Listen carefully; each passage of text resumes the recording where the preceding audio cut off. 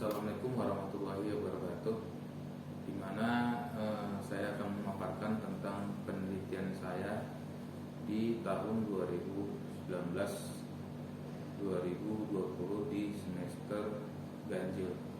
Di mana penelitian itu saya lakukan berdua bersama teman sejawat saya yang dimana di luar dari bidang ilmu hukum yang bernama Diki Abdillah ST.Com. Di mana pada penelitian ini kami juga berkolaborasi antara bidang ilmu hukum dengan bidang teknik informatika.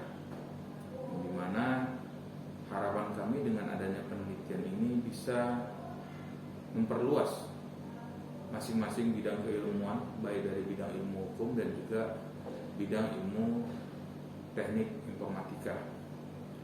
Terkait tentang masalah penelitian kami, yang dimana penelitian kami itu analisis consumer legal protection on selling online, dimana analisis tentang bagaimana transaksi yang selama ini tentang jual beli atau transaksi dalam bidang online. Contoh seperti perusahaan-perusahaan yang sifatnya penjualan online, contohnya seperti Lazada, ya kan, Shopee, ya kan, apalagi itu ya, ada namanya kayak transaksi juga terkait tentang pengantaran barang, ya kan, yang dimana itu sifatnya adalah transaksi di bidang teknologi. Dimana dalam sisi hukumnya, ya kan, dalam sisi hukumnya saya mau memaparkan juga tentang undang-undang ITE, di mana undang-undang ITE itu salah satu juga yang menjembatani adanya bagaimana transaksi jual beli online itu sendiri. Dan ada juga dalam bentuk undang-undang perlindungan konsumen. Teman sejawat saya yang pada saat itu melakukan penelitian juga bersama saya, yang bernama Saudara Diki Abdillah, beliau juga menjelaskan tentang bagaimana cara transaksi yang sifatnya itu adalah transaksi secara online. Ya, beliau mengatakan bahwasanya transaksi secara penelitian itu secara online tersebut memiliki adanya kelemahan-kelemahan tersendiri, terutama feedbacknya itu terhadap konsumen. Apabila misalnya konsumen itu merasakan ketidakpuasan terhadap apa yang diterimanya pada saat adanya transaksi jual beli online tersebut. Penelitian ini, ya kan, yang dimana berdasarkan dua orang peneliti yang menurut saya ini sangat memiliki perbedaan, di mana penelitian ini sangatlah mutakhir menurut saya, karena saya berkolaborasi dengan dua bidang keilmuan gitu kan, antara saya di bidang ilmu hukum dan kawan saya Diki Abdillah itu di bidang ilmu komputer atau di bidang teknik informatika. Jadi kalau kita bilang itu bukanlah suatu hal yang tidak menarik, bahkan menarik gitu kan. Bukan hanya bergerak dalam satu bidang ilmu saja, melainkan ada dua bidang ilmu yang bisa menjadi keberagaman di dalam meneliti suatu permasalahan yang dimana pada saat itu lagi berkembang, dimana pada saat itu sedang lagi viral-viralnya terkait masalah ketidakpuasan konsumen, yang dimana contoh membeli barang A, tahu-tahu yang ada atau yang diterima oleh si konsumen tersebut barangnya tidak seperti yang barang A yang dilihat dia pada saat terjadinya pembelian secara online tersebut, ya kan? Secara tidak langsung, ya kan, kita harus kupas lebih dalam gitu. Apa yang menjadi akar permasalahannya? Berarti adanya suatu transaksi. Transaksi itu dilakukan di mana? Dilakukan oleh sebuah alat yang bernama handphone dengan memakai jaringan internet. Apakah bisa kita meneliti transaksi online itu apa yang mendasarinya tersebut? Dari sisi hukumnya, adanya undang-undang ITE nomor 11 tahun 2008 beserta dengan undang-undang perlindungan konsumen, ya kan? Di mana undang-undang tersebut di dalam undang-undang ITE menyangkut tentang bagaimana, ya kan, bagaimana si konsumen ini bisa terjaga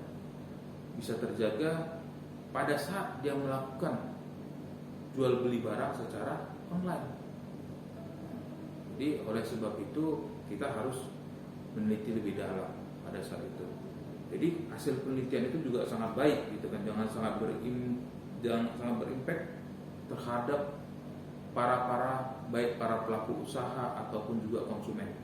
Jadi kalau kita lihat transaksi perdagangan ini melalui internet ini berbeda dengan belanja atau berdagang kita secara langsung. Kalau secara langsung tersebut kita membeli barang, ada barangnya, ada uangnya. Kalau ini kan tidak, kita transfer dulu, bisa melalui bank, antara bank, atau bisa melakukan pengiriman itu melalui contoh misalnya Indomaret dan lain-lain, atau cara ada bentuk transaksi dan lain-lain.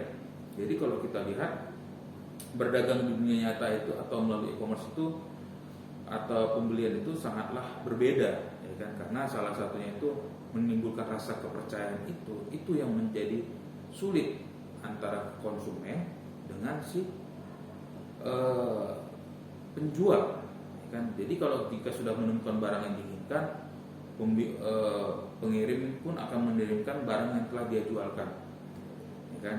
Terkadang yang problematika yang terjadi pada saat uang sudah ditransfer, malah si penjual tersebut mematikan telekomunikasinya, mematikan nomor handphonenya, ya kan? Itu menjadi, kita bilang menjadi problematika. Terakhir, kepercayaan yang seharusnya sudah dilakukan oleh si pembeli tersebut akhirnya hilang, ya kan? Oleh sebab itu, ya kan, kami selaku peneliti pada saat itu bersama saudara Diki Abdillah, beliau menjelaskan bagaimana proses dari pembelian secara online ini, bisa nggak si pelaku usaha ini diberikan sanksi hukuman? Bisa, ya kan? Kami analisis secara mendalam, ya kan, di mana perusahaan tersebut bisa kita lihat di mana keberadaannya melalui sistem adanya online tersebut. Ya kan, setiap penjual pasti akan mencantumkan apa bentuk perusahaannya, apa labelnya, dalam bentuk barang apa yang diperjualbelikannya di sistem online. Jadi kalau kita lihat dalam sisi hukumnya, transaksi itu harus adanya memenuhi syarat-syarat suatu perjanjian, terutama dalam KUA Perdata, yaitu dalam 13-20 KUA Perdata, yang dimana suatu perjanjian yang halal. Dimana kalau ada suatu perjanjian halal yang tidak terpenuhi, maka perjanjian tersebut atau transaksi tersebut tidaklah boleh dilakukan. Jadi kalau kita dalam KUA Perdata, dalam sisi hukumnya, perjanjian tidak menyebabkan perjanjian menjadi tidak sah, tetapi dapat dimintakan pembatalan atau perlindungan hukum bagi pembeli dan si penjual, ya kan? Jadi kalau kita lihat pada saat itu sesuai dengan nilai tukar rupiah dan kondisi pada saat itu, bahkan yang dirugikan kan terkadang pihak si konsumen, ada juga pihak si pembeli merasa dirugikan. Contoh, ya kan, barang tersebut pembayaran secara COD atau bayar secara langsung. Ada barang pada saat dikirim oleh si pihak kurir atau pihak si pengirim barang, rupanya karena merasa barang tersebut tidak seperti apa yang diinginkannya, maka dia membatalkan. Itu salah satu, kita bilang yang dirugikan adalah pihak si penjual, ya, salah satunya. Jadi dengan adanya penelitian yang kami buat ini, ya, kami berharap baik bagi pembaca, ya kan, terutama orang-orang pakar hukum atau masyarakat, kiranya ada suatu aturan hukum yang sifatnya melindungi, yang khususnya antara si penjual dan si pembeli, di mana peraturan tersebut di luar dari adanya undang-undang perlindungan konsumen dan undang-undang tentang ITA. Ada undang-undang lain yang dimana melindungi dari para pihak, baik si pembeli dan si penjual. Jadi kita lihat bagaimana secara tidak langsung itulah yang kami harapkan penelitian ini bisa adanya berkelanjutan, atau penelitian ini bisa nantinya akan menjadi suatu pengabdian kami kepada masyarakat juga nantinya, ya kan? Jadi harapannya sih seperti itu dalam penelitian yang kami lakukan bersama saudara Diki Abdillah. Jadi kalau kita lihat, ya kan, bagaimana persyaratan hukum dari perjanjian jual beli online dalam ketentuan Undang-Undang Nomor 11 Tahun 2008, di mana transaksi pada prinsipnya harus memenuhi persyaratan-persyaratan tertentu, ya kan?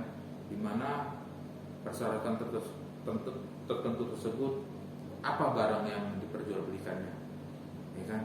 Transaksinya itu seperti apa? Transaksi penjual belian terhadap barang dagangannya tersebut. Jadi kiranya penelitian ini menjadi suatu hubungan yang baik, ya kan? Kiranya hubungan yang baik itu akan berjalan lebih baik lagi antara si penjual secara online dengan si pembeli secara online. Apalagi pada saat sekarang ini, ya kan, di masa pandemi, jelas transaksi jual beli barang secara langsung itu lebih minim dibandingkan penjualan barang itu secara online. Sudah pasti. Kenapa? Untuk tidak adanya bersentuhan langsung terkait dengan COVID-19 tersebut, ya kan? Tidak ada bersentuhan langsung yang bisa menimbulkan adanya wabah. Kalau dia sifatnya online, itu secara tidak langsung bisa dibuat seperti protokol kesehatan pada saat barang tersebut dikirimkan ke si konsumen, dia langsung mensterilkan dengan menyemprotkan disinfektan atau HN agar bungkus barang tersebut steril pada saat diterima oleh si konsumen, ya kan? Konsumen pun secara tidak langsung harus juga melihat, wajar dikatakan barang tersebut misalnya mahal, ya kan? Apalagi kalau posisi dari barang tersebut itu jauh, itu yang mesti kita telah gitu kan.